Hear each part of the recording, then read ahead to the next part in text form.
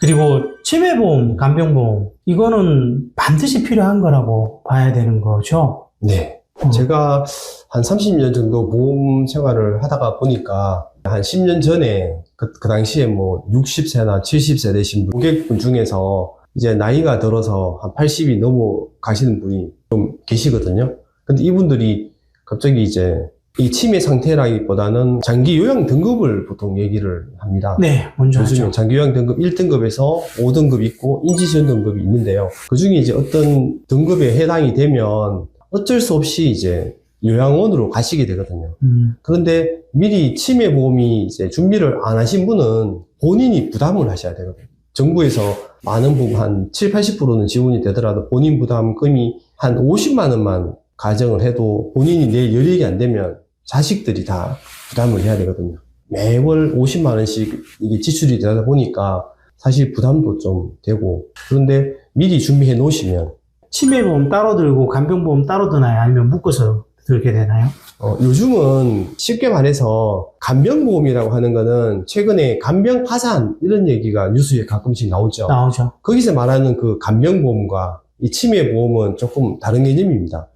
간병은 내가 병원에 입원을 했을 때 그렇죠. 우리 가족들이 나를 케어를 못 해줄 경우에 간병인을 부르는 경우죠. 간병인을 불렀을 때 하루에 비용이 한 15만 원에서 20만 원이 나오면 한 달만 계산하더라도 15만 원의 경우는 450, 20만 원 같으면 600만 원 정도 비용이 나오는데요. 그 부분을 자식들이 부담을 하려고 하면 사실 너무나 큰 금액이죠. 그래서 이제 파산, 간병 파산이라는 말이 나오는 경우가 있습니다. 근데 이 간병보험도 사실 한 5만 원 정도, 한 4에서 한 5만 원 정도만 미리 준비해 놓으시면 20년 나 100세 만기, 아니면 20년 나 90세 만기로 하면 충분하게 그런 어려움 없이 준비가 가능합니다. 근데 이 부분도 잘 모르셔서 준비 안 하신 분들이 상당히 많더라고요. 간병보험은 여기까지 말씀드리고요.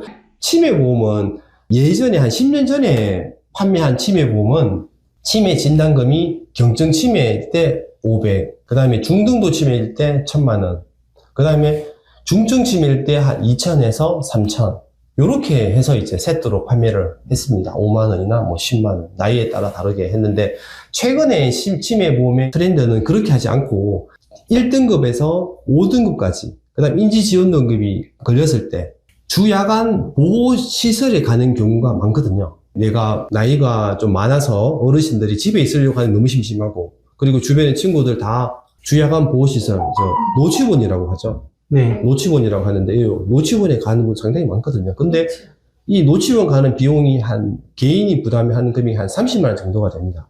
근데 요 30만 원을 준비를 치매보험으로 해 놓으신 분들은 부담 없이 갈 수가 있겠죠. 주야간 보호시설에 가서 내가 한 달 동안에 갔을 경우에 30만 원이 보험회사에서 나옵니다. 보험증권에서 나오는데, 준비를 안 하신 분은 그 30만 원이 없어서 못 가고 집에 있는 분도 계시거든요. 질문이 있는데요. 네. 우리가 건보료 낼 때 장기 요양보험도 같이 그렇죠. 내잖아요. 그쪽에서는 저희가 도움을 못 받는 거기서 건가요? 지원이 한 70만 원이 나옵니다. 어. 예를 들어 비용이 한 100만 원 정도 나온다고 가정했을 때 건보료에서 내는 장기 요양 보험에서 70%를 지원을 받고 내가 본인 부담이 30만 원. 아, 그렇군요. 네. 그 30%를 준비를 하신 분은 좀 더 쉽게 가는 쉽게 것이고. 자식들 눈치 안 보고 가는데, 나는 등급을 4등급, 3등급 받아서 네. 주야간 보호시설에 갈 수가 있는 자격인데도 불구하고 그 30이 없어서 못 가시는 분이 계시더라는 거죠. 아, 그렇군요. 그래서 저는 이 치매보험도 반드시 준비를 하셔야 된다고 말씀드립니다. 뭘 이것저것 가입해야 될 게 너무 많아요. 그렇죠. 우리 은PD님 혹시 질문 있으신가요? 저는 은퇴를 앞두고 있는 시점에서 네. 저희가 일시금으로 보험료들을 일시납하는 게 유리할지, 아니면 기존 대로 이렇게 월납하는 게 유리할지, 어떤 게 좀 더 유리할까요? 네. 거기에 대해서 말씀드리겠습니다.